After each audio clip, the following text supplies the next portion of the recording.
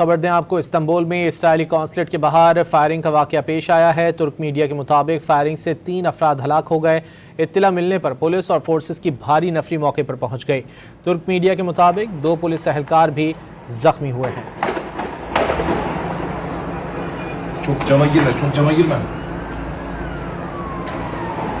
Istanbul में इस्राइली consulate के बाहर फायरिंग का वाकया पेश आया है। तुर्क मीडिया के मुताबिक फायरिंग से 3 अफराद हलाक हो गए हैं। इत्तला मिलने पर पुलिस और फोर्सेस की भारी नफरी मौके पर पहुंच गई है। तुर्क मीडिया की जानिब से बताया गया है कि 2 पुलिस एहलकार भी इस वाक़े में ज़ख्मी हुए हैं। इस्तांबुल में इस्राइली कॉन्सुलेट के बाहर फायरिंग का वाकया पेश आया, जिसके नतीजे में 3 अफराद हलाक हो गए हैं। वाक़े में 2 पुलिस एहलकार ज़ख्मी भी हुए हैं।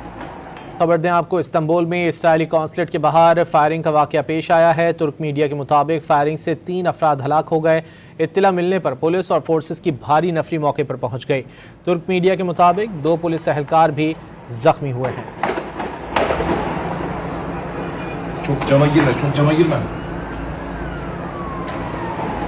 इस्तांबुल में इस्राइली कॉन्सुलेट के बाहर फायरिंग का वाकया पेश आया है। तुर्क मीडिया के मुताबिक फायरिंग से 3 अफराद हलाक हो गए हैं। इत्तला मिलने पर पुलिस और फोर्सेस की भारी नफरी मौके पर पहुंच गई है। तुर्क मीडिया की जानिब से बताया गया है कि 2 पुलिस एहलकार भी इस वाक़े में ज़ख्मी हुए हैं। इस्तांबुल में इस्राइली कॉन्सुलेट के बाहर फायरिंग का वाकया पेश आया, जिसके नतीजे में 3 अफराद हलाक हो गए हैं। वाक़े में 2 पुलिस एहलकार ज़ख्मी भी हुए हैं।